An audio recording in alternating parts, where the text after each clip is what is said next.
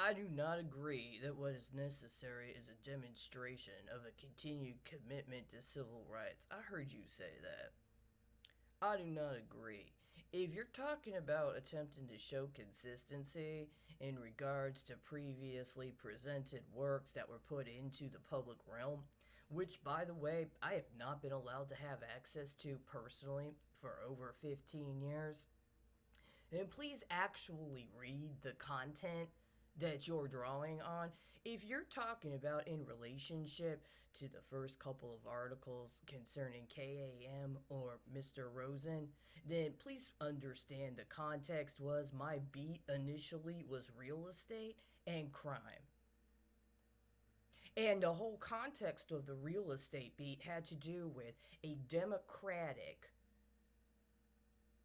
paradigm wherein one had to present publicly before the community, before any approval for an improvement or a new development was permitted in that area, which was a result of struggle in consideration of the use of restrictive covenants in the city of Chicago to preclude black people from being able to own property outside of specific areas. This was about more than civil rights.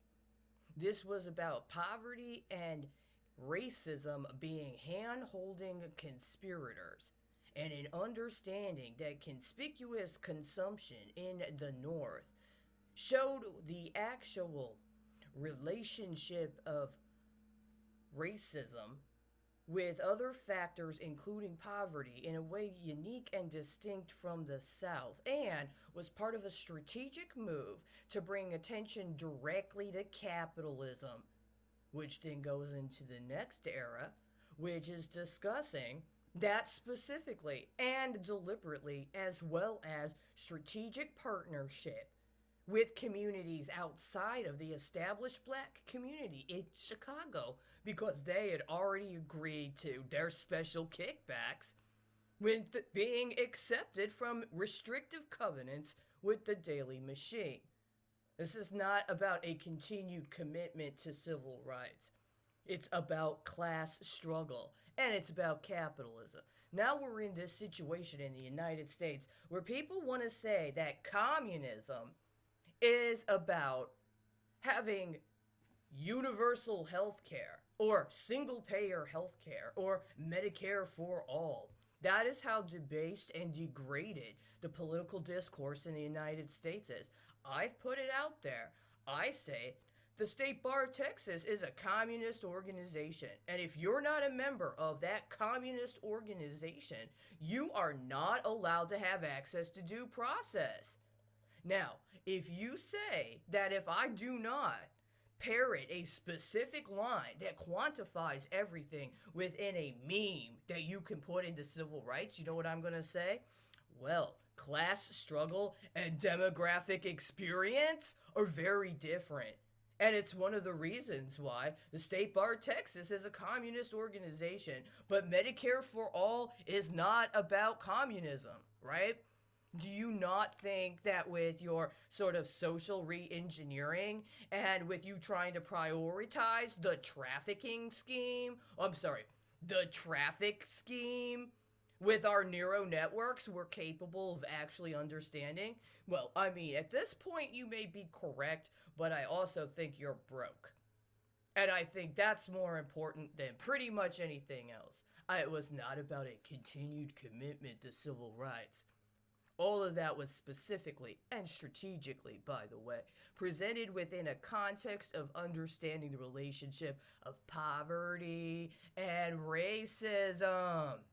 You know, if you were trying to actually address your own, shall we say, defaults, including I don't know, saying some point in time, taking on the root causes of poverty and trying to implement some sort of social or political paradigm domestically in order to address poverty, for whatever reason, consumer spending, I don't know, indexing around inflation based upon circulation of cash and where people's cash habits go. I don't know, the deleterious effects of quantum marketing, especially when you have a problem with the authentic representation of product lines. I don't give a crap. Whatever else you think you're going to put or commodify within a civil rights agenda, let me just tell you, why don't you take a real cold, hard look? What is communism? What is a violent junta? Yeah, okay. So, can you describe periods in American history where one has to identify the long term implications of being subordinated to or by a violent junta? And then think about it from whatever angle you're coming at it with that's got you so sad today. I'm so sorry you're so sad. But please don't try to pigeonhole this and put this within a context where you can put some simple meme on it and try to put it into a competitive marketplace with legal prostitution? You know what? Prostitution's a class issue. I think you'd be better served if you tried to address issues related to prostitution and communism, right? Why don't you try that? What was the status of prostitution under communism? Chinese communism, Cuban communism, Russian communism. You might even want to go try some, I don't know, North African communism. I mean, you might be better served. Would you say that's a civil rights issue? I don't know. Would Ho Chi Minh say it's a civil rights issue? Huh? Would Lenin have said it was a civil rights issue?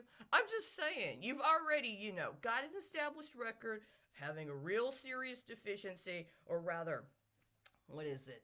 You just haven't lived up to your potential with all those other things you had at your disposal that you decided to take out of circulation from the rest of us. You never got back to that Ukrainian guy about power and the market. And so now we're at the situation we're at. I'm not going to deal with civil rights. No, it had nothing to do with civil rights. It was very specifically and strategically about class struggle and about the causal factors of poverty, which means you're going to have to talk about capitalism. You're going to have to talk about the big C. And if you're talking about trying to reference it with any sort of context, remember, right? Hyde Park, University of Chicago, Chicago School of Economics. Didn't somebody file war crimes charges in Argentina right recently? Yes, they did, right? I'm just saying, you're going about this all wrong.